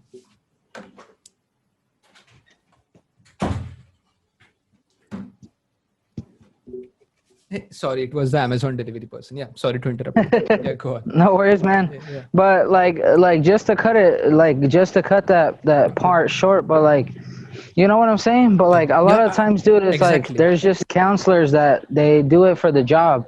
Yeah. And it's like, dude, like, and then those same people, they want to say that people like me or people like you or other people in the industry that are actually trying to help these people, oh, they challenge us like, who are you? You don't have a degree.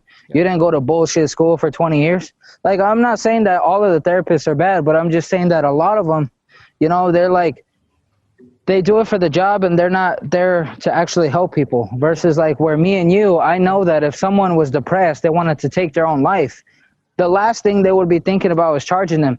They would be like, dude, like literally, like, I don't give a damn if it's 3 a.m. Like, dude, okay, call me.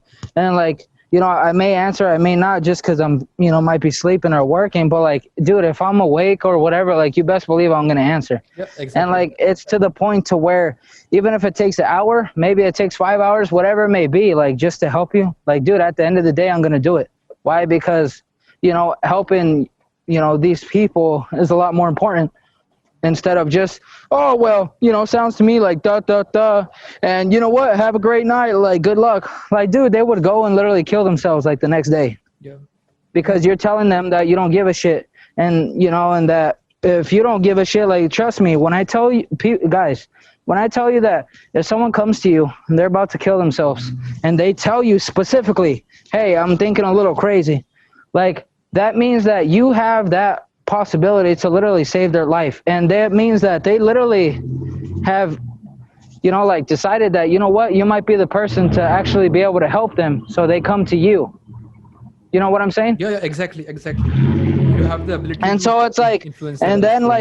and then like when you just kind of push them off and you're just like, oh, well, screw you. Like, let me give you a simple flight ass version. And like, who cares? Like, dude, little did you know that, you were the last person that they talked to before they died. And like, dude, I literally have been in that situation, except luckily I was able to save that person's life. But I was thinking, dude, like, holy shit, like, what would have happened, if I cared more about my sleep?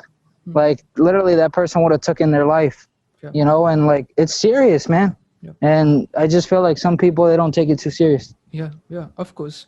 And the only reason you are able to listen to someone talk about themselves for hours is because you don't have the need to interrupt them, because you have the bandwidth to let them do their thing, because you were selfish in the beginning. So tying some knots here as well, tying the loose ends up, and that is the core of it, right? Okay, you are able to listen, and you are the strong person, you are the anchor of their ship because you invested time in yourself, and there is nothing to be ashamed of in that. You have to do that. Exactly, man. And so, like, a lot of you may have depression, okay, or that are reading this or whatever, or maybe you're just going through some shit. But then some, maybe like the small percentage of you guys, you might be like, you know what, I'm just listening to this podcast because, Rohan is pretty good looking or whatever it may be, right? And it's like, they don't understand the capacity or the seriousness of mental health, right? Yeah. But Yes. maybe they have like a son that is depressed or whatever.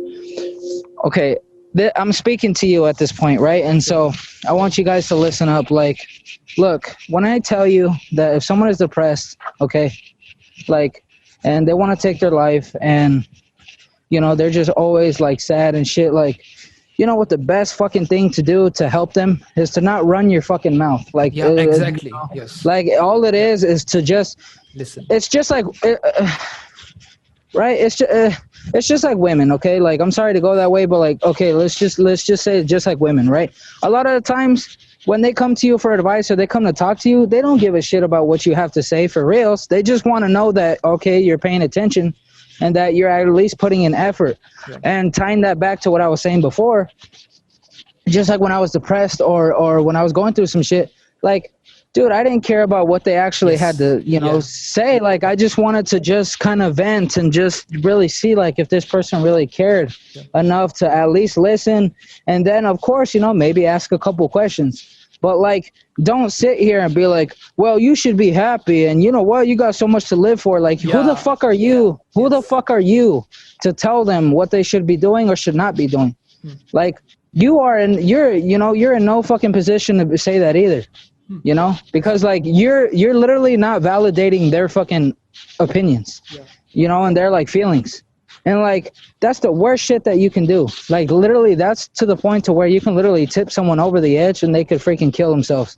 That's why you see so many stupid ass parents where they're like, oh my God, my son talked to me last night. And then the next day he hanged himself. And like, I don't understand why. And it's like, well, maybe because you were such a bitch and like you kept running your mouth and didn't really care what your son had to say, and you only cared about yourself, you selfish, you know what?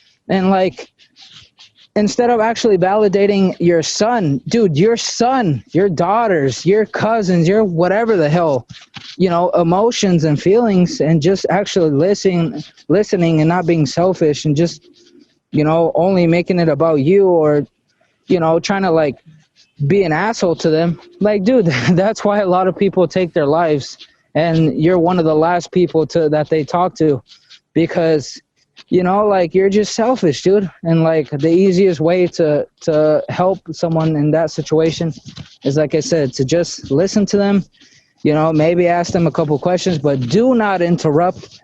And not only that, do not condemn them. Do not say, okay, well, you have so much to live for. Or Yeah, you know yeah, what? yes. Or what about your sister? Or think about how I would feel. Like, who gives a fuck how you feel? Like, Yeah, dude, when someone is literally saying that they're gonna take their life, that means that they literally do not give a shit about no one, except like they're literally already about to end it all. And like, you think they give a fuck about how you think? Like, no, dude, they only want the pain to go away. And so like, you know, so that's the advice that I have for you all, that if you don't understand, you know, like maybe your son or maybe your daughter or whatever, like has it and you don't understand how to help them, like literally just, you know, listen to them, show them that you actually care, you know, just don't condemn them at all, don't try to make them feel bad, and just validate their emotions. And literally, like, you'll be surprised, because then they're going to trust you a lot more, and like you might even save their life, just like I was able to do to this other person, and you never know. So yeah, of course. And hey, do you have some? How much time do you have? Can we? How long can we go on for? so I have like 15%. Oh shit, can you hear me? Oh, sorry. Yeah, yeah, I can hear you. I have like 15% on my phone, but I'm willing to talk a little bit more if you want. Yeah, yeah, of course. Yeah, sorry to interrupt you, but yes, of course, I agree about the listening part, and most people do not have that ability to listen, because they themselves. Okay, so you can't blame them either. It is like two blind people trying to lead each other. When you are sad, and when someone else who is sad calls you, both of them try to both of them try to outside each other. No, I am sadder. No, I am sadder. And that just goes nowhere. So the best thing you could possibly do to help your friends or your sad friends, and I'm using sad playfully here, but you know what I'm talking about, is to work on yourself and have that ability to listen. And if you are happy, then you can listen. But yeah. Exactly, man. And so like that at the end of the day, you know, that's all that matters, you know. And so just being able to listen, you know, just you know, screw finding happiness, like don't worry Yeah, about all that shit, like literally just work on yourself so much, dude, that eventually like your life becomes what you've always wanted, and then happiness will come with it. yeah, And like, you know, just have that impact, you know, and have a higher purpose. Like, it can't always be about the money. Like, if your purpose is the money, yeah, like, okay, well, what happens once you receive the money that you want? Like, believe me, because you'll receive it quicker than you think. And like, then where do you go from there, right? Because you already achieved it. Like, you want the goal to be something that you know you will never achieve, but you're fine with it, yeah, right? Like, just like with me, like ending mental health, like, dude, that's a big ass goal. Or like ending homelessness, mm, right? Like, it's literally gonna be that way even after the day I die. And like, but that's what excites me, and that's what motivates me every day, because I know that even if I make just a little bit of an impact, I know that it was worth it the entire time. yeah, Versus where, you know, if my goal was to make 100,000 every year, what happens when I hit that? Like, okay, then, you know, like, yeah, of course. Where do you I, go from I, there? yeah, exactly. And I believe the cutoff is if you make 70,000 or more, like, you literally don't get any Exactly, happier. Like, exactly. even if you make 1 million, 10 million, 100 billion, like your happiness level does not change, because you're already used to it, Yeah, you yeah, know. And yes, so exactly. And I even I go into this a lot, in a long tedious way. What I suggest is keep people. So this is a little behind the scenes of my story, how I realized I did not care about money. So that was, I tried to notice when I was happy and what were the things which were making me happier. And I started to notice a pattern of being around people who were my friends and us having fun, which had nothing to do with money. It was the environment. It was the beaches. I have a thing for beaches. I just love beaches. Beaches, mountains, and having a lot of fun, that was making me happy. Now those are not the things which are most productive or which will help me in the long run if I overdo them, but those were the things which are making me happy. And the money, it, it was pretty pointless. So to validate my theory, this is what I did. So on one of the on one of on my way back from somewhere, I was on my cycle, my bicycle, and I braked too hard, and then I just fell over, toppled over, and I just ripped my entire t-shirt, and it was just torn halfway, and I had to walk home like that for about 2 kilometers like a homeless person. And everyone was looking at me like, why is this guy walking home with a torn shirt? And I had to keep my bicycle at the repair shop. So I was just walking alone at night with my clothes ripped apart. And at that point I thought, keep, yeah, this does not really matter. I mean, it is pretty pointless. I'll just go home and have a better t-shirt, a t-shirt that fits well, and all of this will change. And that means ki, it makes no difference. Money only makes a difference when it is in contrast to something else. When you see a BMW only, then you feel bad about your Volkswagen. But at its core, a car is four wheels. If it gets you places at more than 60 miles per hour or 40 miles per hour, that is fine. That's all its marginal utility is. And when I was able to, understand that, this phone is a slab of glass, and so I use the same headphones. I just buy these every 3 years when they stop working. And the reason for that is that anything over that is not going to matter. Everything over that is pointless. Branded clothes are pointless. Branded phones are pointless. If it gets the job done, then you should do it. And I would just talk a little bit more on that. So the things are pointless, but you also need some things to sustain your social standing at work or in social places. And I'm not against wearing good clothes. I'm just saying, even though you are participating in that facade of fake things, at your core you should always know all of this is pointless, and you need to have that recklessness. I got that from Fight Club primarily, the first half of it, but that was really life changing for me. Yeah, it is pointless. Roger, is that you? Yeah. Sorry. No, sorry. I thought I saw my cousin. Acha. Okay. No worries. Yeah. But yeah, that No, is and I agree, man. And so like at the end of the day, just like let me put it to you guys this way, right? Like, okay, so say that if your phone were to break like today, right? Like you dropped it, it fucked up, and now you don't got no phone, okay? But let's say that then tomorrow, you lose one of your family members, knock on wood. Yeah. Okay?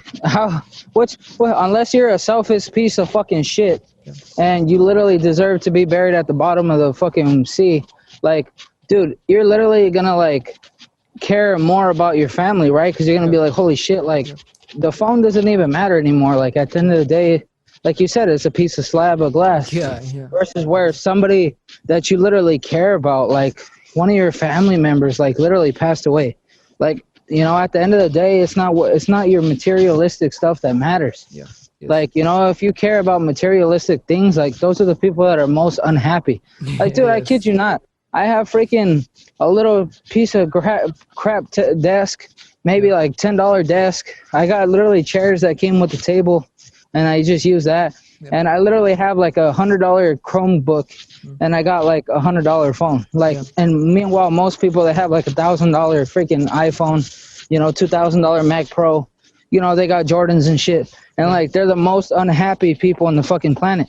And it's because you're focusing on the shit that's not important. Like, while you're so worried about looking good and try to keep up with the trends and stuff, like if you're you can only focus on so many things, right? So like if you're so focused on trying to look fly and shit and like trying to get girls and do all this stupid stuff, like how much time do you have for your family? How much time do you have for your kids? How much time do you have for the friends, so that way you can go out on a Friday night? Like, dude, you don't have any time. Because why? You're so worried about bullshit that does not matter.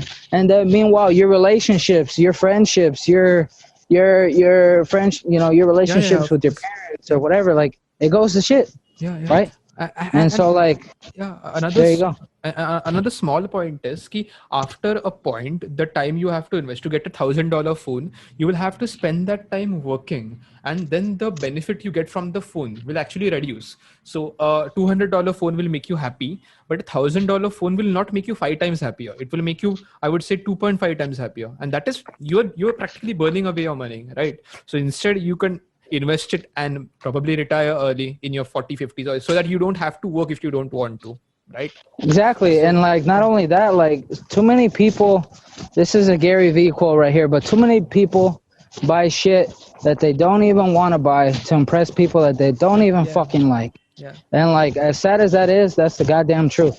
yeah, Because too many people, they buy Jordans yeah, not because they like Jordans or how they're comfortable, mm, but because they think that, oh, I want to look fly and I want to look good for the other people. yeah, And it's like, you're literally putting yourself in financial burdens and mm, debt and all this shit. You're buying a $30,000 car when you know that you can't afford it, yeah, just to impress people that don't even fucking like you anyways. And dude, people are always gonna say bullshit. Say you buy a $30,000 car, you're busting ass, you're thinking that, oh yeah, they're definitely gonna like me now.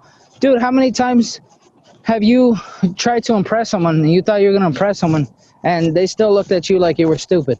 And they yeah, were like, yes, oh, yeah, Rohan, I still don't fucking like you. Like, yeah, oh yeah, you may have got a nice haircut, but you know what? You're too smart, yeah, and like, I don't want you around. Like, yeah, yeah, dude, like, that's why at the end of the day, you gotta do stuff for you. Like, if you yeah, want to buy a BMW because it's gonna make you happy, well then fine. You know, then you make the decision of is it worth it or not. yeah, But you know, too yeah, many people, I feel like they put themselves in debt and they put themselves in financial mm, hardships, mm, you know, and then they complain why they're fucking paycheck to paycheck. yeah, And it's like, dude, you put yourself in that position, yeah, you know, and like just for no reason, literally.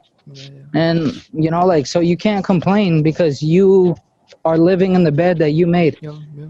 And And so, you know, even to impress people, you don't really have to work that hard. I mean, yeah, $30,000 car will probably impress someone, but there are easier ways to get people to be impressed as well. And that is, clothes. You can impress people with clothes, and you might not have to spend as much, right? I mean, if impressing people is your goal, then you might not have to buy that car. I'm not telling you to buy clothes. I'm just saying ki if it is the respect you are vouching for, there are better ways to get respect than dropping $30,000 and paying it. Yeah, yeah, you feel what I'm saying, right? Exactly. Yeah. exactly. Sorry, I don't mean to interrupt you, but No, it's like, totally fine. I Yep. want to tell you something that Yep. literally is a perfect freaking example, dude. Yep. So check this out, right? There's this super sexy girl, right? Like that Yeah. I've been wanting since freaking middle school, dude. I'm Yeah. telling you, like, Yeah. it's nuts, dude. And so, you know, she works at the mall here where I live, dude. When I tell you that there was guys walking around with a couple $1,000s of clothes, Hmm. you know, looking good. Like they're bringing their freshest freaking outfits. They got nice cars. Dude, when I tell you that she was looking at me out of all the guys, and I'm not patting myself on the back, like, dude, I was just as surprised as you guys. But dude, let me tell you what kind of clothes I was wearing. I was wearing, how much were the damn shoes? They were okay, they were a little bit pricey because they were for work though. Yeah. They were like A6 and they were like $100, okay?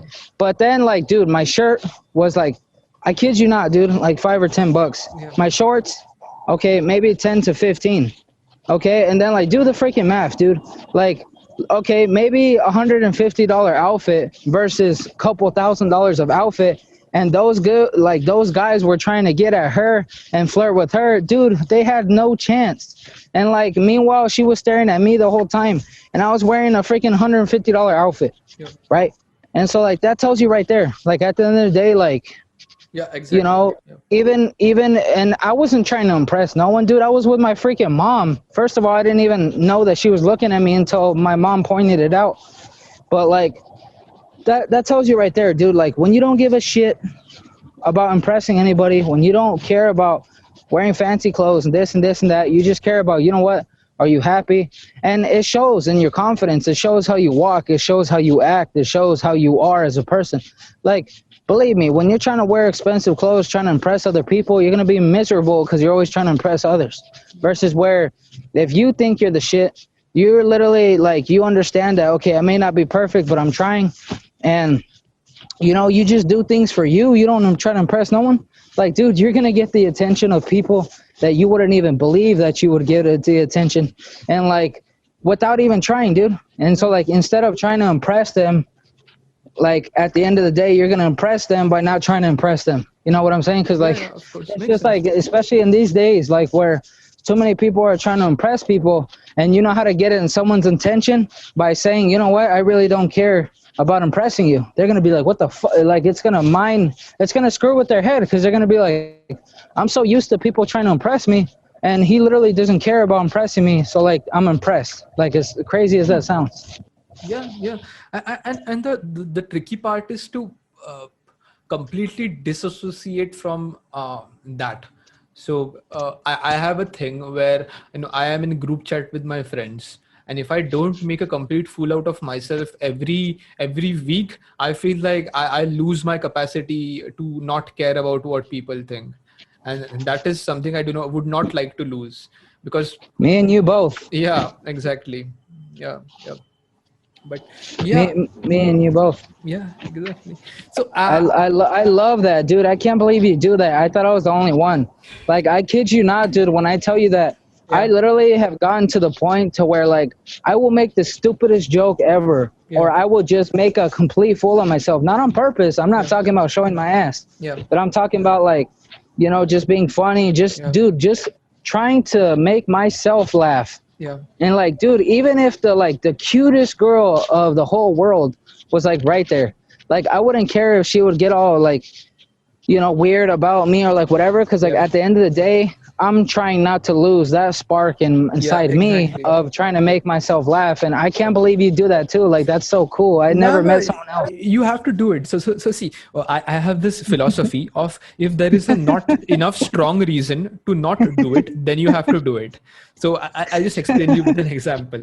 So we have these online classes running now, right? And the teacher, they tell you to raise their hand in this Microsoft Teams. So you press that button to raise your hand. So I had this really funny idea. What if I just turned on my camera and just showed my hand, and I was just like this.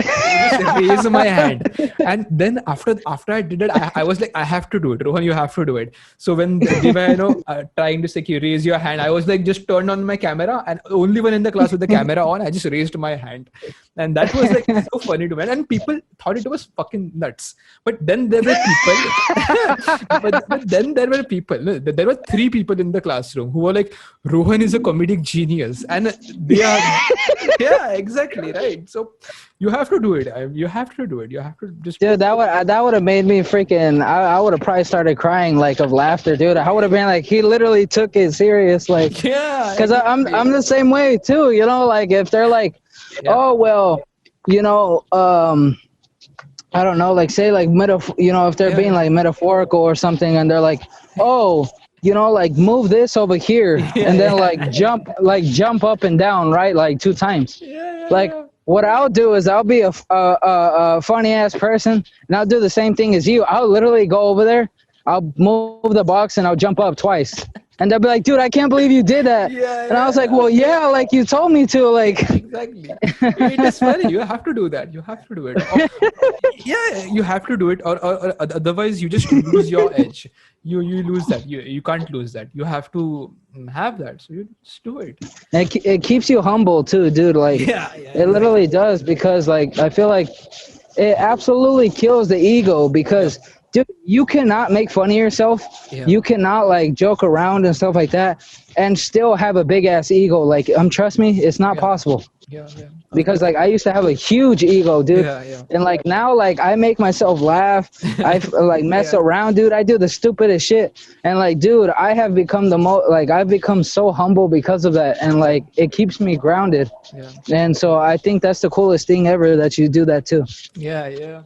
So Brandon, on that note, we have really gone over time, but I say this every time to almost all of my guests, but this was one of the most fun episodes I have had. I really had a lot of fun. So thank you for that, Yeah, Brandon. me too, man. I appreciate you. And so, like I, mentioned, sorry, to keep all of you, waiting Yeah, for the couple weeks, but I'm hoping that a lot of you, will reach out to me. That way I could give you guys that, book for free. Yeah. And, really just, I mean, like if you guys ever, are like going through something or, just really feel like taking your own life and stuff, like please message me like on Facebook, and, at Brandon Knable, that's my name. And, you'll see me with a profile picture where I'm all bald and stuff, but that's me. And, please, like, don't hesitate to reach out, because I know that when you're going through some stuff, you may be a little scared because you're like, oh, I don't know how they're going to react. But trust me when I tell you that exactly how I am on the podcast, like very chill, very like open-minded. Like I'm the same way in real life, so like don't think that I'm going to like, ignore you or something. Yeah. So please reach out. So and sorry, and even if that happens, that might be because you might have something else going on. So even if even if any one of us does not reply, keep messaging us, because some things come up and you can't do anything. But don't be afraid to reach out. Yeah. Exactly. Yeah. And so yeah, I appreciate all of you, and hopefully, I was able to even help a little bit, or at least help one person. And that's all that would matter to me. So, yeah. I guess we'll just cut it down there. Thank you for coming on the show, Brandon. It was really great to have you. Of course, man. It was good to be on, and I really appreciate you for giving me the chance. So, hope you have a good night, dude, and let's stay connected on Twitter. Of course. I'll see you. Bye. Alrighty. Adios, man. Bye.